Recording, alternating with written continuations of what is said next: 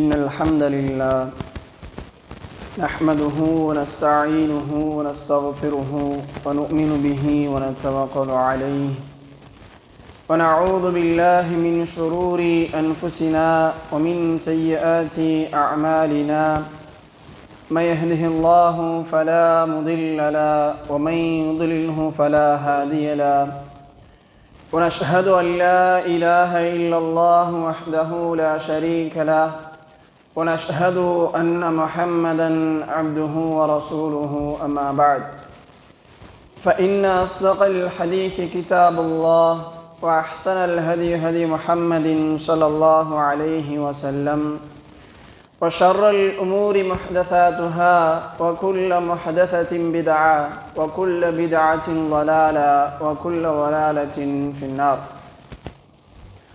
اللهم صل على محمد وعلى آل محمد كما صليت على إبراهيم وعلى آل إبراهيم إنك حميد مجيد. اللهم بارك على محمد وعلى آل محمد كما باركت على إبراهيم وعلى آل إبراهيم إنك حميد مجيد. يا أيها الناس اتقوا ربكم الذي خلقكم من نفس واحدة وخلق منها زوجها وبث منهما رجالا كثيرا ونساء واتقوا الله الذي تساءلون به والأرحام إن الله كان عليكم رقيبا. يا أيها الذين آمنوا اتقوا الله حق تقاته ولا تموتن إلا وأنتم مسلمون. يا أيها الذين آمنوا اتقوا الله وقولوا قولا سديدا يصلح لكم أعمالكم ويغفر لكم ذنوبكم ومن يطع الله ورسوله فقد فاز فوزا عظيما. புகழும் புகழ்ச்சியும் ஏகேனாகிய அந்த அல்லாஹ் ஒருவனுக்கு உரித்தாக்கி அவனுடைய சாந்தியும் சமாதானமும் ஒற்றா கருணையும் கருமணி நாயகம் முஹம்மது முஸ்தபா ஸல்லல்லாஹு அலைஹி வஸல்லம் அவர்கள் மீதும் அவர்களை பின்பற்றி வாழ்ந்த சஹாபாக்கள் மீதும் தாபிஈன்கள் மீதும் தபௌ தாபிஈன்கள் மீதும் இமாம்கள் மீதும் நல்லடியார்கள் மீதும் மேலும் இந்த ஜும்மா வணக்கத்தை நிறைவேற்ற வேண்டும் என்ற உயர்ந்த நோக்கத்தோடு அல்லாஹினுடைய ஆலயத்திலே ஒன்று குழுமி இருக்கக்கூடிய உங்கள் மீதும் என் மீதும் அல்லாஹினுடைய சாந்தியும் சமாதானமும் ஒற்றா கருணையும் என்றென்றும் நோட்டுமாக. இந்நேரமும் அல்லாஹு சுப்ஹானஹு வ தஆலா நம்மை கண்காணித்து கொண்டிருக்கிறான் என்று முதற்கண் உபதேசம் செய்தவனாக எனது ஜுமாவின் முதல் உரையை ஆரம்பம் செய்கின்றேன். எல்லாமல்ல அல்லாஹினோட நல்லடியார்களே, என் அருமை இஸ்லாமிய அன்பு சகோதரர்களே, அல்லாஹு சுப்ஹானஹு வ தஆலா நம்மை இந்த உலகத்திலே படைத்து அதிலையும் குறிப்பாக கண்மணி நாயகம் முஹம்மது முஸ்தபா ஸல்லல்லாஹு அலைஹி வஸல்லம் அவர்களுடைய இறுதி உம்மத்தாக நம்மளை அல்லாஹு சுப்ஹானஹு வ தஆலா படைத்திருக்கின்றார். அல்லாஹுவின் தூதரை பற்றி அல்லாஹு சுப்ஹானஹு வ தஆலா குர்ஆனிலே குறிக்காட்டுகின்றான், وَمَا أَرْسَلْنَاكَ إِلَّا رَحْمَةً لِلْعَالَمِينَ. நிச்சயமாக இந்த தூதர் என்பவர் இந்த உலக மக்கள் அனைவருக்கும், இந்த உலகத்திலே யாரெல்லாம் இருக்கின்றார்களோ அவர் அனைவருக்கும் இந்த தூதர் ஒரு ரஹ்மத்தாக, ஒரு அருள் கொடையாக அல்லாஹு சுப்ஹானஹு வ தஆலா இந்த தூதரை ஆக்கியிருக்கின்றார். இதற்கு இமாம்கள் தஃப்சீர் தரும்போது எப்படி தருகிறார் என்று சொன்னால், ரஹ்மத்துல் ஆலமீன், அல்லாஹுவை தவிர்த்து இந்த உலகத்திலே எதுவெல்லாம் இருக்கின்றதோ அது அத்தனைக்கும் இந்த தூதர்தான் ரஹ்மத் என்று இமாம்கள் தஃப்சீர் தருகின்றார்கள். அந்த அளவிற்கு அல்லாஹுவின் தூதர் ஸல்லல்லாஹு அலைஹி வஸல்லம் அவர்கள் இந்த உலகத்திற்கு மிகப்பெரிய ஒரு அருள்கொடையாக அல்லாஹு தஆலா தந்திருக்கின்றார். இந்த அருள்கொடையான அல்லாஹுவின் தூதர் ஸல்லல்லாஹு அலைஹி வஸல்லம் அவர்களை அல்லாஹுவின் தூதர்கள் சொல்லுகின்றார்கள், நீங்கள் என்னை உங்களோட உயிருக்கு மேலாக நீங்கள் என்னை நேசிக்க வேண்டும் என்று சொல்லியிருக்கின்றார்கள். அவர்களுடைய உயிருக்கு மேலாக நாம் அவர்களை ஏன் நேசிக்க வேண்டும் என்ற ஒரு கேள்வி நம் உள்ளத்திலே இருக்கும். ஹுதைபியா உடன்படிக்கை நம் எல்லோருக்கும் தெரியும்.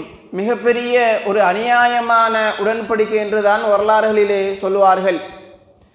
அந்த உடன்படிக்கை முழுக்க முழுக்க குறைஷிகளுக்கு ஆதரவாகவும் முஸ்லிம்களுக்கு ஒரு அநியாயமான ஒரு உடன்படிக்கையாக பார்க்கும்போது நமக்கு தெரிகின்றது. ஆனால் அதற்குள்ள அல்லாஹு சுப்ஹானஹு வ தஆலா ஒரு ஹிக்மத்தை அல்லாஹு தஆலா அந்த இடத்திலே நாடியிருக்கின்றான்.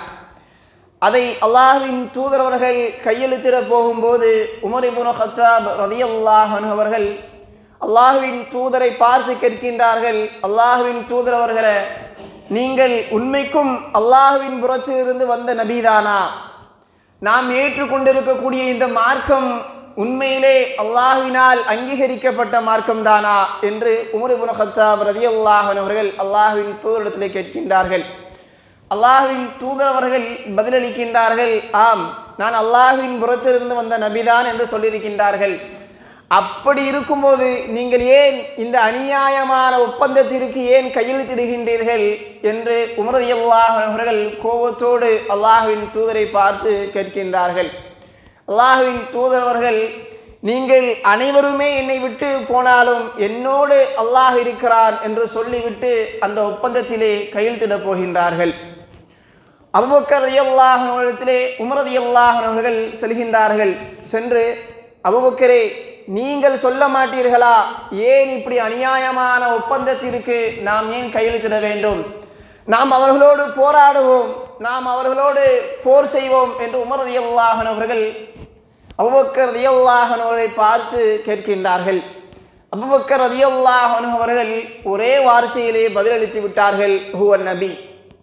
அவர்கள் அல்லாஹ்வின் தூதர், அவர்கள் எது செய்தாலும் சரியாகத்தான் இருக்கும் என்று அபூபக்கர் ரலியல்லாஹு அன்ஹு அவர்கள் அதை அப்படியே சொல்லிவிட்டு அபூபக்கர் ரலியல்லாஹு அன்ஹு அவர்கள் சென்று விட்டார்கள். அந்த ஒப்பந்தம் கையெழுத்திடப்படுகின்றது. அந்த ஒப்பந்தம் கையெழுத்திட்டதற்கு பிறகு அவர்கள் மக்காவிற்குள் அனுமதிக்கப்படவில்லை. அவர்கள் மதீனாவை நோக்கி புறப்படுகின்றார்கள்.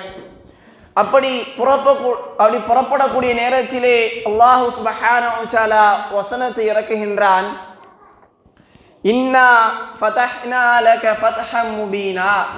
நபியே, நிச்சயமாக நாம் உங்களுக்கு தெளிவான வெற்றி தருவோம் என்று அல்லாஹு சுப்ஹானஹு வ தஆலா வசனத்தை இறக்கிய உடனே உமர் ரலியல்லாஹு அன்ஹு அவர்கள் அல்லாஹ்வின் தூதரிடத்திலே ஓடுகின்றார்கள். இது மக்காவினுடைய வெற்றியை பற்றியா அல்லாஹு தஆலா வசனத்தை இறக்குகின்றான் என்று கேட்ட உடனே அல்லாஹ்வின் தூதர்கள் சொன்னார்கள், ஆமாம், வசனம் மக்காவை குறித்துதான், அதனுடைய வெற்றி குறித்துதான் இறக்கப்பட்டிருக்கிறது என்று உமர் ரலியல்லாஹு அன்ஹு அவர்களுக்கு அல்லாஹ்வின் தூதர்கள் பதிலளிக்கின்றார்கள். அவர்கள் இருவரும் கைகோர்த்து சென்று கொண்டிருக்கின்றார்கள். அப்போது உமர் ரலியல்லாஹு அன்ஹு அவர்கள் அல்லாஹ்வின் தூதர் அவர்களை பார்த்து சொல்கின்றார்கள், இந்த உலகத்திலே எனது உயிருக்கு பிறகு அல்லாஹ்வின் தூதர் அவர்களே, நான் உங்களை தான் அதிகமாக நேசித்து கொண்டிருக்கிறேன் என்று சொன்னார்கள். அந்த உடனே அல்லாஹ்வின் தூதர் ஸல்லல்லாஹு அலைஹி வஸல்லம் அவர்கள் உமர் இப்னு கத்தாப் ரலியல்லாஹு அன்ஹு அவர்களை பார்த்து சொல்கின்றார்கள், நீங்கள் இன்னும் உண்மையான முஸ்லீமாக, நீங்கள் இன்னும் உண்மையான முஃமினாக மாறவில்லை உமரே என்று சொல்லியிருக்கின்றார்கள். உமர் ரலியல்லாஹு அன்ஹு அவர்கள் யார்?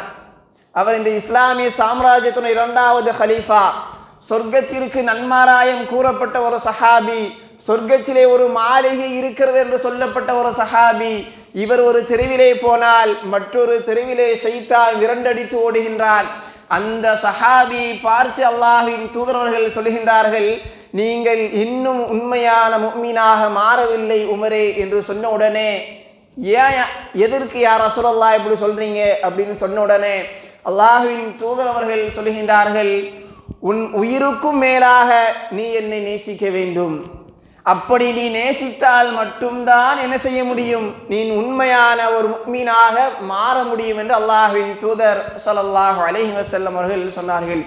அதை கேட்ட உடனே உடனே உமர் ரலியல்லாஹு அன்ஹு பதிலளிக்கின்றார்கள், அல்லாஹ்வின் தூதர் அவர்களே, எனது உயிருக்கும் மேலாக நான் உங்களை தான் விரும்புகிறேன், நான் உங்களை தான் நேசிக்கிறேன் என்று சொன்ன உடனே அப்போது அல்லாஹ்வின் தூதர் அவர்கள் சொன்னார்கள், இப்போதுதான் நீங்கள் உண்மையான முஃமினாக மாறிவிட்டீர்கள் என்று அல்லாஹ்வின் தூதர் அவர்கள் உமர் ரலியல்லாஹு அன்ஹு அவர்களை பார்த்து சொன்னார்கள். அல்லாஹ்வின் தூதர் ஸல்லல்லாஹு அலைஹி வஸல்லம் அவர்கள் சொல்கிறார்கள், லா யுக்மினு அஹதுக்கும், உங்களில் ஒருவர் கூட முழுமையான முஸ்லிமாக மாற முடியாது. ஹத்தா அகூன அஹப்ப இலைஹி மின் வாலிதிஹி வ வலதிஹி வன் நாஸி அஜ்மஈன். எதுவரைக்கும் தெரியுமா? நீங்கள் பெற்றெடுத்த குழந்தையை விடவும், உங்களை பெற்றெடுத்த அந்த தாய் தந்தையரை விடவும், மற்ற எல்லா மனிதர்களை விடவும் நீங்கள் என்னை உங்களுடைய உயிருக்கு மேலாக நேசிக்க வேண்டும். அப்படி நேசித்தால் மட்டும்தான் நீங்கள் உண்மையான முஃமினாக, நீங்கள் உண்மையான முஸ்லிமாக மாற முடியும் என்று அல்லாஹ்வின் தூதர் ஸல்லல்லாஹு அலைஹி வஸல்லம் அவர்கள் சொன்னார்கள்.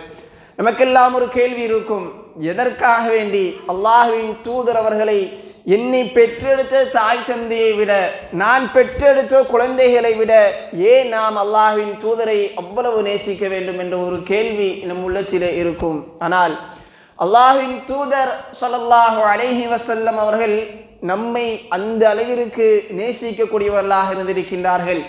நம்மீது அல்லாஹ்வின் தூதர் அவர்கள் நம்மீது அந்த அளவிற்கு நம்மீது பாசம் உள்ளவர்களாக அல்லாஹ்வின் தூதர் ஸல்லல்லாஹு அலைஹி வஸல்லம் அவர்கள் இருந்திருக்கின்றார்கள். உங்களுடைய தாய் உங்களை எப்படி வளர்க்க வேண்டும், ஒரு தாய் தன்னுடைய பிள்ளை எப்படி வளர்க்க வேண்டும் என்று கற்றுக் கொடுத்தவர் அல்லாஹ்வின் தூதர் அவர்கள். ஒரு பிள்ளை தன்னுடைய தாய் தந்தையருக்கு எப்படி கண்ணியம் செலுத்த வேண்டும் என்று சொன்னவர் அல்லாஹ்வின் தூதர் அவர்கள். இந்த உலகத்திலே ஒரு மனிதன் கண்ணியமான முறையிலே எப்படி வாழ வேண்டும் என்று கற்றுக் கொடுத்தவர் அல்லாஹ்வின் தூதர். நாளை மறுமையிலே ஒரு மனிதன் எப்படி வெற்றி பெற முடியும், அவன் வெற்றி பெற வேண்டும் என்று சொன்னால் அல்லாஹ்வின் தூதர்கள் கற்றுக் கொடுத்த வாழ்க்கையின் அடிப்படையில் அவன் இந்த உலகத்திலே வாழ்ந்தால் மட்டும்தான் நாளை மறுமையிலே கூட அவனால் வெற்றி பெற முடியும். அப்படி இந்த உலகத்திலே நீங்கள் எப்படி வாழ வேண்டும், நீங்கள் எப்படி வாழ்ந்தால் வெற்றி பெறுவீர்கள் என்ற அணுவாக அல்லாஹ்வின் தூதர்கள் நமக்கு சொல்லி தந்திருக்கின்றார்கள். அல்லாஹு சுப்ஹானஹு வ தஆலா குர்ஆனிலே குறிக்காட்டுகின்றார், உஸ்வத்துன் ஹஸனா, இந்த நபியிடத்திலே உங்களுக்கு அழகிய முன்மாதிரி இருக்கின்றது, இந்த நபியை நீங்கள் பின்பற்றுங்கள் என்று அல்லாஹு சுப்ஹானஹு வ தஆலா குர்ஆனிலே குறிக்காட்டியிருக்கின்றான். எந்த ஒரு தலைவராலும் இந்த உலகத்திலே சொல்ல முடியாது, இது உலகத்திலே வாழ்ந்து கொண்டிருக்கக்கூடிய எந்த ஒரு தலைவராலும் என்னை போன்று நீங்கள் வாழுங்கள், மறுமையிலே வெற்றி பெறுவீர்கள், இந்த உலகத்திலும் வெற்றி பெறுவீர்கள் என்று எந்த ஒரு தலைவராலும் சொல்ல முடியாது. ஆனால் அல்லாஹ்வின் தூதர் ஸல்லல்லாஹு அலைஹி வஸல்லம் அவர்கள் எதை மக்களுக்கு சொல்கின்றார்களோ அதன் அடிப்படையிலே வாழக்கூடியவர்களாக இருந்தார்கள். எதை தன்னுடைய வாழ்க்கை நெறியாக வழிமுறைப்படுத்துகின்றார்களோ அதைதான் மக்களுக்கு சொல்லக்கூடியவர்களாக அல்லாஹ்வின் தூதர் ஸல்லல்லாஹு அலைஹி வஸல்லம் அவர்கள் இருந்தார்கள். ஆயிஷா ரலியல்லாஹு அன்ஹா அவர்களிடத்தில் சஹாபாக்கள் கேட்கின்றார்கள், அல்லாஹ்வின் தூதரனுடைய வாழ்க்கை எப்படி இருந்தது? கேட்ட உடனே ஆயிஷா ரலியல்லாஹு அன்ஹா அவர்கள் அந்த சஹாபாக்களை எல்லாம் அமர வைத்து 1 மணி நேரம் 2 மணி நேரம் அவர்களுக்கு உபதேசம் செய்யவில்லை. மாறாக ஒரு சில வார்த்தைகளில் ஆயிஷா ரலியல்லாஹு அன்ஹா அந்த வந்த மனிதர்களுக்கு பதிலளித்தார்கள். இந்த குர்ஆனிலே எதுவெல்லாம் சொல்லப்பட்டிருக்கின்றதோ அதுதான் எப்படி இருந்ததாம், அல்லாஹ்வின் தூதரனுடைய வாழ்க்கையாக இருந்தது. அப்ப இந்த குர்ஆனை நாம் என்ன செய்ய வேண்டும், நாம் அல்லாஹ்வின் தூதனுடைய வாழ்க்கை வரலாறுகளை படிக்க வேண்டும் என்று விருப்பப்பட்டால், நாம் அல்லாஹ்வின் தூதரை போன்று வாழ வேண்டும் என்று ஆசைப்பட்டால், இந்த குர்ஆனிலே எதுவெல்லாம் சொல்லப்பட்டிருக்கின்றதோ அதை அப்படியே பின்பற்றக்கூடியவர்களாக அல்லாஹ்வின் தூதர் ஸல்லல்லாஹு அலைஹி வஸல்லம் அவர்கள் இருந்தார்கள். அல்லாஹ் சுப்ஹானஹு வ தஆலா அல்லாஹ்வின் தூதரை பற்றி குர்ஆனிலே ஏராளமான இடங்களிலே அவர்களை பெருமைப்படுத்தி அல்லாஹ் சுப்ஹானஹு வ தஆலா பேசுகின்றார். குல் இன் குன்தும் துஹிப்பூனல்லாஹ், அல்லாஹ் கேலியாக கேட்கின்றார், நபியே நீங்கள் அந்த மக்களிடத்திலே கேளுங்கள், அல்லாஹ்வினுடைய பாசம், அல்லாஹ் உங்கள் மீது நேசம் வைக்க வேண்டுமா?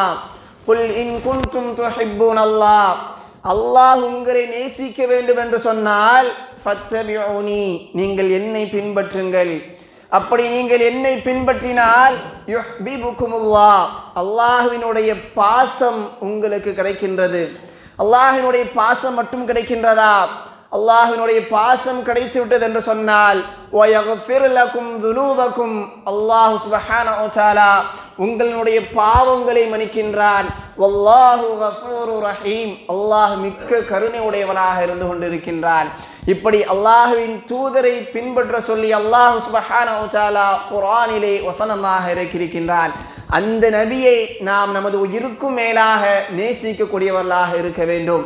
அல்லாஹ்வின் தூதர் ஸல்லல்லாஹு அலைஹி வஸல்லம் அவர்கள் சஹாபாக்கள் எந்நேரமும் அல்லாஹ்வின் தூதரை பார்க்கக்கூடியவர்களாக, அல்லாஹ்வின் தூதரோடு அதிகமாக பயணம் செய்யக்கூடியவர்களாக, அல்லாஹ்வின் தூதரை பார்க்க வேண்டும் என்று ஆசைப்பட்டால் உடனே ஓடோடி வந்து அல்லாஹ்வின் தூதரவர்களை பார்த்து விடுவார்கள். அப்படி சஹாபாக்களுக்குள்ளத்திலே ஒரு கேள்வி வருகின்றது. சௌபான் ரலியல்லாஹு அன்ஹு அவர்கள் எந்நேரமும் அல்லாஹ்வின் தூதரோடைய இருக்கக்கூடிய ஒரு சஹாபி சௌபான் ரலியல்லாஹு அன்ஹு அவர்கள் அவருடைய முகத்திலே சிறிது வாடம், ஒரு கவலை, முகத்திலே கவலை தெரிகின்றது. அல்லாஹ்வின் தூதர் ஸல்லல்லாஹு அலைஹி வஸல்லம் அவர்கள் கேட்கின்றார்கள், சௌபானே, நீங்கள் ஏன் இவ்வளவு கவலையாக இருக்கின்றீர்கள்? ஏன் உங்கள் முகம் இப்படி கவலையாக இருக்க என்ன காரணம் அப்படின்னு சொல்லி சௌபான் ரலியல்லாஹு அன்ஹு அவரை பார்த்து அல்லாஹ்வின் தூதர் கேட்கின்றார். நினைத்து பாருங்கள், எந்த ஒரு தலைவராட்சி தன்னுடைய தொண்டனை இப்படி கேட்பார்களா? ஆனால் அவர்கள் தொண்டர்கள் அல்ல, அல்லாஹ்வின் தூதரை பின்பற்றி வாழ்ந்த உத்தம சஹாபாக்கள். அந்த சஹாபாக்களுடைய முகம் எப்படி இருக்கும் என்று அல்லாஹ்வின் தூதர் அவர்களுக்கு நன்றாக தெரிந்திருக்கின்றது. அப்போ சௌபான் ரலியல்லாஹு அன்ஹு முகத்தை பார்த்து அல்லாஹ்வின் தூதர் அவர்கள் கேட்கின்றார்கள், சௌபானே, ஏன் உங்களுடைய முகம் இப்படி வாடி போயிருக்கு, என்ன காரணம் அப்படின்னு கேட்ட உடனே சௌபான் ரலியல்லாஹு அன்ஹு அல்லாஹ்வின் தூதரிடத்திலே சொல்லுகின்றார்கள், அல்லாஹ்வின் தூதர் அவர்களே, நீங்கள் இந்த உலகத்தில் எங்களோடு பயணிக்கின்றீர்கள், இந்த உலகத்தில் எங்களோடு நீங்கள் வாழ்ந்து கொண்டு இருக்கின்றீர்கள். எங்களுக்கு உங்களை பார்க்க வேண்டும் என்று ஆசைப்பட்டால், நாங்கள் வீட்டுக்கு சென்றால் உங்களை பார்க்க வேண்டும் என்ற எண்ணம் எங்களுக்கு வருகின்றது. நாங்கள் உடனே என்ன செய்கின்றோம்? ஓடோடி உங்களை பார்க்க வந்து உங்களை பார்த்து விடுகின்றோம். உங்களோடு பேச நினைத்தால் உங்களோடு பேசி விடுகின்றோம். உங்களோடு இருக்க ஆசைப்பட்டால் நாங்கள் உங்களோடு வந்து இருந்து கொள்கின்றோம்.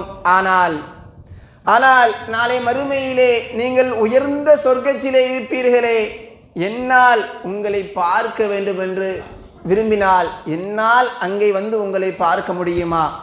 அல்லாஹு தஆலா எங்களுக்கு சொர்க்கத்தை கொடுத்தாலும் ஆனால் உங்களை பார்க்கவில்லை என்று சொன்னால் நாங்கள் எப்படி அந்த மகிழ்ச்சியை அடைய முடியும் என்று சௌபான் ரலியல்லாஹு அன்ஹு அவர்கள் அல்லாஹ்வின் தூதரிடத்திலே கேட்கின்றார்கள்.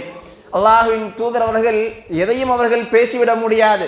அல்லாஹ் எதை சொல்லுகின்றானோ அதை மட்டும்தான் அல்லாஹ்வின் தூதர் மனிதர்களுக்கு, மக்களுக்கு சொல்வார்கள்.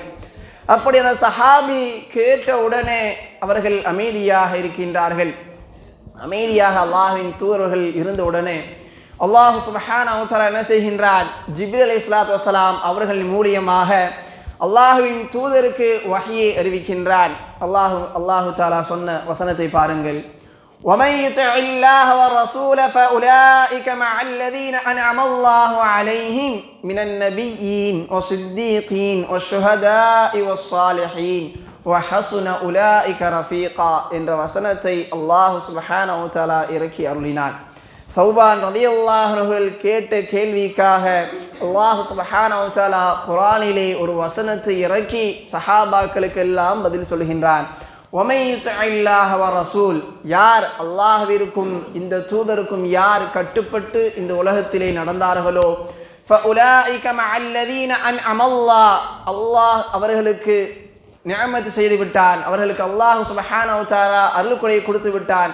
அலைஹிம் மினன் நபியீன வஸ்ஸித்தீகீன வஷ்ஷுஹதாஇ வஸ்ஸாலிஹீன், அவர்கள் நாளை மறுமையிலே அந்த நபிமார்களோடும் அந்த உண்மையாளர்களோடும் அந்த சுஹதாக்களோடும் அந்த சாலிஹீன்களோடும் அவர்கள் சொர்க்கத்திலே இருப்பார்கள் என்ற வசனத்தை அல்லாஹ் சுப்ஹானஹு வ தஆலா இறக்கி அவர்களுக்கு பதிலளித்தான். இந்த வசனம் இறங்கிய உடனே அனஸ் பின் மாலிக் ரலியல்லாஹு அன்ஹு அவர்கள் சொன்னார்கள், நாங்கள் இஸ்லாமிய மார்க்கத்தை ஏற்றதற்கு பிறகு இதைவிட எங்களுக்கு ஒரு மகிழ்ச்சியான செய்தியை நாங்கள் கேட்டதில்லை என்று அனஸ் பின் மாலிக் ரலியல்லாஹு அன்ஹு அவர்கள் சொல்கின்றார். நினைத்து பாருங்கள், அந்த சஹாபாக்கள் எந்த அளவிற்கு அல்லாஹ்வின் தூதர் மீது நேசம் வைத்திருந்தால், அல்லாஹ்வின் தூதர் மீது எந்த அளவிற்கு பாசம் வைத்திருந்தால் அவர்கள் இப்பேற்பட்ட கேள்வியை கேட்டிருப்பார்கள்.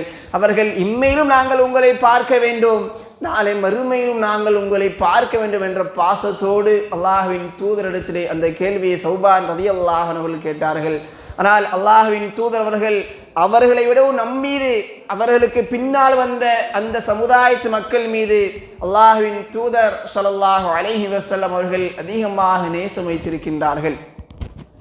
ஒருமுறை அல்லாஹ்வின் தூதர் அவர்கள் மஸ்ஜித் நபவியிலே அமர்ந்திருக்கின்றார்கள். அவர்களை சுற்றி சஹாபாக்கள் எல்லாம் இருக்கின்றார்கள். அப்போது அல்லாஹ்வின் தூதர்கள் சொல்கின்றார்கள், லகீது இஹ்வானி, நான் என்னுடைய சகோதரர்களை சந்திப்பதற்கு விரும்புகிறேன், நான் என்னுடைய சகோதரர்களை பார்ப்பதற்கு விரும்புகிறேன் என்று சொன்ன உடனே சஹாபாக்கள் கேட்கின்றார்கள், அல்லாஹ்வின் தூதரவர்களே, அவலஸ்னா இஹ்வானக, நாங்கள் உங்களுடைய சகோதரர்கள் இல்லையா? அப்படி சொன்ன உடனே அல்லாஹ்வின் தூதரவர்கள் சொன்னார்கள், பல் அன்தும் அஸ்ஹாபி, நீங்கள் என்னுடைய தோழர்கள். وإخواني قوم يأتون من بعدي يؤمنون ولم يروني ثم قرأ الذين அல்லாஹ்வின் தூதர் ஸல்லல்லாஹு அலைஹி வஸல்லம் அவர்கள் சொன்னார்கள், நீங்கள் என்னுடைய சஹாபாக்கள், என்னுடைய தோழர்கள். ஆனால் என்னுடைய சகோதரர்கள் யார் தெரியுமா? இதற்கு பின்னால் ஒரு கூட்டம் வரும், அவர்கள் என்னை பார்த்திருக்க மாட்டார்கள், ஆனால் அவர்கள் என்னை ஈமான் கொள்வார்கள், அவர்கள் நான் சொன்னதின் அடிப்படையிலே இந்த உலகத்திலே நடந்து கொள்வார்கள் என்று அல்லாஹ்வின் தூதர் ஸல்லல்லாஹு அலைஹி வஸல்லம் அவர்கள் நம்மை பார்க்க வேண்டும் என்று அல்லாஹ்வின் தூதர் நம்மை பார்க்க வேண்டும் என்று அல்லாஹ்வின் தூதர் ஸல்லல்லாஹு அலைஹி வஸல்லம் அவர்கள் விரும்பியிருக்கின்றார்கள். அந்த அல்லாஹ்வின் தூதரவர்களை நாம் எந்த அளவிற்கு நேசித்துக் கொண்டிருக்கின்றோம்? நம்மளுடைய உடல்களிலே அவருடைய நேசம் தெரிகின்றதா? நம்முடைய பேச்சுக்களிலே அல்லாஹ்வின் தூதரை நேசிக்கிறோம் என்ற வெளிப்படை தெரிகின்றதா என்ற ஒரு கேள்விக்குறியாகத்தான் இருந்து கொண்டிருக்கின்றது. அல்லாஹ்வின் தூதரவர்களை எப்படி பின்பற்ற வேண்டும், அவர்கள் எப்படி வாழ்ந்தார்களோ அந்த அடிப்படையிலே பின்பற்ற வேண்டுமே தவிர அல்லாஹ்வின் தூதரை வரம்பு மீறியும் நாம் என்ன செய்து விடக்கூடாது, புகழ்ந்து விடக்கூடாது. அல்லாஹ் சுப்ஹானஹு வ தஆலா எந்த அளவிற்கு அல்லாஹ்வின் தூதரவர்களை நேசிக்க சொன்னானோ அந்த அளவிற்கு அல்லாஹ்வின் தூதரவர்களை நாம் நேசிக்கக்கூடியவர்களாக இருக்க வேண்டும். ஒரு முறை ஆயிஷா ரலியல்லாஹு அன்ஹா அல்லாஹ்வின் தூதரிடத்தில் கேட்கின்றார்கள், அல்லாஹ்வின் தூதரவர்களே, எனக்காக வேண்டி, என்னுடைய பாவ மன்னிப்பிற்காக வேண்டி அல்லாஹ்விடத்திலே நீங்கள் பிரார்த்தனை செய்யுங்கள். அப்படி கேட்ட உடனே அல்லாஹ்வின் தூதரவர்கள் செய்கின்றார்கள், அல்லாஹும்ம இக்ஃபிர் லி ஆயிஷத மா தகத்தம மின் தன்பிஹா வ மா தஅخر மா அஸ்ரத்து வ மா அலன்து என்று அல்லாஹ்வின் தூதர் ஸல்லல்லாஹு அலைஹி வஸல்லம் அவர்கள் பிரார்த்திக்கின்றார்கள். யா அல்லாஹ், ஆயிஷா முன் சென்ற பாவங்களையும் அவர்கள் பின் சென்ற பாவங்களையும் அவர்கள் மறைமுகமாக செய்த பாவத்தையும் அவர்கள் வெளிப்படையாக செய்த பாவத்தையும் மன்னித்து விடு என்று அல்லாஹ்விடத்திலே அல்லாஹ்வின் தூதரவர்கள் ஆயிஷா ரலியல்லாஹு அன்ஹா அவர்களுக்காக வேண்டி பிரார்த்தனை செய்கின்றார்கள். இந்த பிரார்த்தனையை கேட்டவுடனே ஆயிஷா ரலியல்லாஹு அன்ஹா அவர்கள் அதிகமாக சந்தோஷப்படுகின்றார்கள், அவ்வளவு மகிழ்ச்சிக்குள்ளாகின்றார்கள். உடனே அல்லாஹ்வின் தூதரவர்கள் கேட்கின்றார்கள், நீங்களே இவ்வளவு சந்தோஷமாக இருக்கின்றீர்கள்? ஆயிஷா ரலியல்லாஹு அன்ஹா அவர்கள் சொல்கின்றார்கள், எனக்காக வேண்டி அல்லாஹ்வின் தூதர் நீங்கள் அல்லவா பிரார்த்தனை செய்திருக்கின்றீர்கள், அதனால் நான் இவ்வளவு சந்தோஷப்படுகிறேன் என்று சொல்கின்றார்கள். உடனே அல்லாஹ்வின் தூதர் அவர்கள் ஆயிஷா ரலியல்லாஹு அன்ஹா அவர்களுக்கு சொல்கின்றார்கள், இந்த பிரார்த்தனை தான் நான் என்னுடைய ஒவ்வொரு தொழுகையிலும் என்னுடைய சமுதாயத்துடைய மக்கள் அனைவருக்கும் என்ன செய்கின்றேன், இந்த பிரார்த்தனை நான் என்னுடைய சமுதாய உம்மத்திற்காக வேண்டி நான் ஒவ்வொரு தொழுகையிலும் கேட்டுக்கொண்டு இருக்கிறேன் என்று அல்லாஹ்வின் தூதர் ஸல்லல்லாஹு அலைஹி வஸல்லம் அவர்கள் சொன்னார்கள். ஆகவே ஏன் அல்லாஹ்வின் தூதரை நாம் நமது உயிருக்கு மேலாக நேசிக்க வேண்டும் என்று நாம் இதிலிருந்து கொஞ்சம் புரிந்து கொள்ளலாம். இன்னும் நீங்கள் அதிகமாக புரிந்து கொள்ள வேண்டும் என்று சொன்னால் அல்லாஹ்வின் தூதருடைய வாழ்க்கை வரலாறுகளை எடுத்து படித்து பாருங்கள். அல்லாஹ்வின் தூதரவர்கள் நம் மீது கொண்ட நேசம் எவ்வளவு என்று உங்களுக்கு புரியும். ஆகவே அல்லாஹ்வின் தூதரவர்களை நம் உயிருக்கும் மேலாக நேசித்து நாளை மறுமையிலே அவர்களோடு அந்த சொர்க்கத்திலே இருக்கக்கூடிய வாய்ப்பினை அல்லாஹ் சுப்ஹானஹு வ தஆலா நாம் அனைவருக்கும் தந்து அருள் புரிவானாக என்று கூறி எனது முதல் உரையை நிறைவு செய்கின்றேன். ரப்பனா ஆதினா ஃபித் துன்யா ஹஸனா வ ஃபில் ஆখিরাতি ஹஸனத்தன் வ கினா அஸாபன் நார்.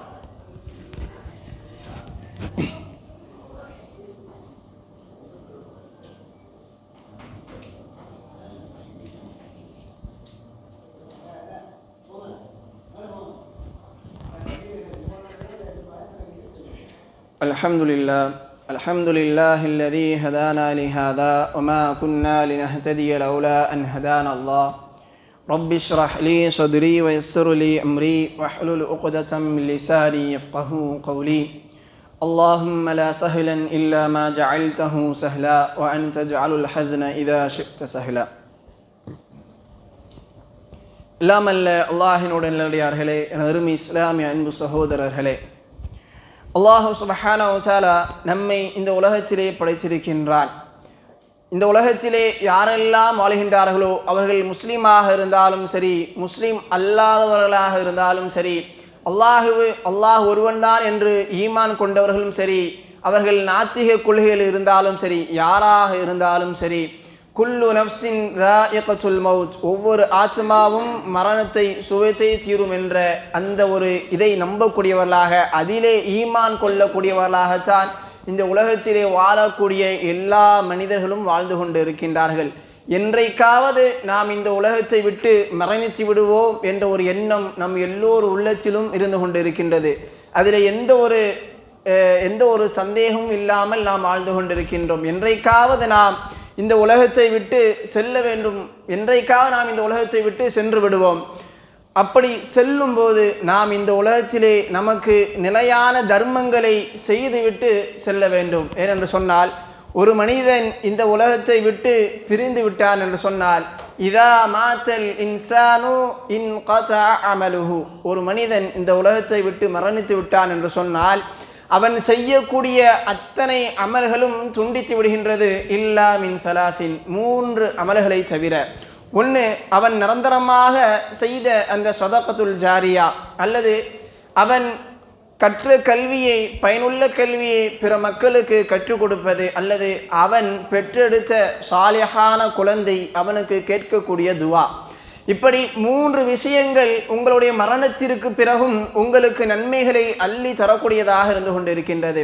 அந்த அடிப்படையிலே அல்லாஹ்வினுடைய நாட்டத்தால் சதகத்துல் ஜாரியா என்ற ஒரு வாய்ப்பு நம் அனைவரையும் தேடி வந்திருக்கின்றது. இதோ நீங்கள் அமர்ந்திருக்கக்கூடிய இந்த மஸ்ஜிது தக்வா, இந்த பள்ளிவாசல் என்பது மக்கள் அதிகமாக வருவதனால் இங்கே இடம் பற்றாக்குறையாக ஏற்பட்டிருக்கின்றது. ஆகவே இதற்கு கிட்டத்தட்ட 1 கோடி ரூபாய் செலவாகும் என்று சொல்லியிருக்கின்றார்கள். அந்த இடத்தை வாங்கி அங்கே மறுபடியும் விரிவாக்கம் செய்வதற்காக வேண்டி அதை கிட்டத்தட்ட 5000 ஷேர்கள் சொல்லப்பட்டிருக்கின்றது. மிகவும் குறைவான ஷேர்கள் மட்டும்தான், கிட்டத்தட்ட 500 ஷேர்கள் மட்டும்தான் நம்மிடத்திலே வந்திருக்கின்றது. அதை கொண்டு அந்த இடத்தினுடைய முதலாளிக்கு, அந்த உரிமையாளருக்கு கிட்டத்தட்ட 6 லட்சம் ரூபாய் அட்வான்ஸ் கொடுத்திருக்கின்றார்கள். இன்னும் 4500 இடங்கள் காலியாக இருக்கின்றது. ஆகவே உங்களுடைய மறுமை வாழ்விற்காக வேண்டி, நிரந்தரமான அந்த நன்மைக்காக வேண்டி உங்களால் முடிந்த அளவிற்கு என்ன செய்யுங்கள், அந்த சதகத்துல் ஜாரியா அந்த இதிலே உங்களுடைய பொருளாதாரங்களை கொண்டு அவர்களிடத்திலே கொடுக்குமாறு அன்போடு கேட்டுக்கொள்கின்றோம். ஏனென்று சொன்னால், நாளை மறுமையிலே நாம் மரணித்ததற்கு பிறகும், நாம் இந்த உலகத்தை விட்டு மரணித்ததற்கு பிறகும் நமக்கு நன்மைகளை கொண்டு வரக்கூடிய ஒரு சதக்காவாக இந்த சதக்கா இருந்து கொண்டிருக்கின்றது. அல்லாஹ்வின் தூதர் ஸல்லல்லாஹு அலைஹி வஸல்லம் அவர்கள் சொன்னார்கள், மன் பனா லில்லாஹி மஸ்ஜிதன் பனல்லாஹு லஹு பைத்தன் ஃபில் ஜன்னா, யார் அல்லாஹ்விற்காக இந்த உலகத்திலே ஒரு ஆலயத்தை எழுப்புகின்றார்களோ அவர்களுக்கு நாளை மறுமையிலே அல்லாஹ் சுப்ஹானஹு வ தஆலா சொர்க்கத்திலே ஒரு மாளிகை எழுப்பி அவர்களுக்காக கட்டுகின்றான். ஒரு மாளிகை எழுப்ப வேண்டும் என்று அல்லாஹ் சுப்ஹானஹு வ தஆலா ஒரு நபரை மட்டும் இங்கு தனியாக சொல்லவில்லை. மன்பனா லில்லாஹி மஸ்ஜிதன், யார் அல்லாஹ்விற்காக ஒரு ஆலயத்தை எழுப்புகின்றாரோ, அப்படி ஒரு ஆலயத்தை தனியாக ஒரு நபரால் எழுப்ப முடியாவிட்டாலும் அவர்களால் அந்த ஆலயத்தை எழுப்புவதற்குண்டான பங்கை அவர்கள் கொடுத்தாலும் அவர்களுக்கும் அல்லாஹ் சுப்ஹானஹு வ தஆலா செய்கின்றான். நாளை மறுமையிலே அவர்களுக்கும் ஒரு மாளிகையை அல்லாஹ் சுப்ஹானஹு வ தஆலா கட்டி தருகின்றான். ஆகவே இந்த உலகத்திலே நீங்கள் அந்த பொருளாதாரத்தை அல்லாஹ்வினுடைய பாதையிலே, அல்லாஹ்வுடைய இல்லத்தை கட்ட வேண்டும் என்பதற்காக வேண்டி வாரி வழங்குங்கள். அல்லாஹ் சுப்ஹானஹு வ தஆலா உங்களுக்கு நாளை மறுமையிலே ஒரு ஆலயத்தை கட்டி தருவார். ஆகவே ஒரு ஷேர் என்பது 2000 ரூபாயாக நிர்ணயிக்கப்பட்டிருக்கின்றது. 4500 ஷேர்கள் இருக்கின்றது. நீங்கள் எவ்வளவு விரைவாக கொடுக்கின்றீர்களோ அந்த அளவிற்கு விரைவாக இந்த நிர்வாகம் பணி செய்து அந்த விரிவாக்க பணியை விரைவாக செய்து முடிப்பார்கள் என்று கூறி எனது உரை நிறைவு செய்கின்றேன். வ ஆகிரு தஅவானா அல்ஹம்துலில்லாஹி ரப்பில் ஆலமீன். அஸ்ஸலாமு அலைக்கும் வரஹ்மத்துல்லாஹி வபரகாத்துஹு.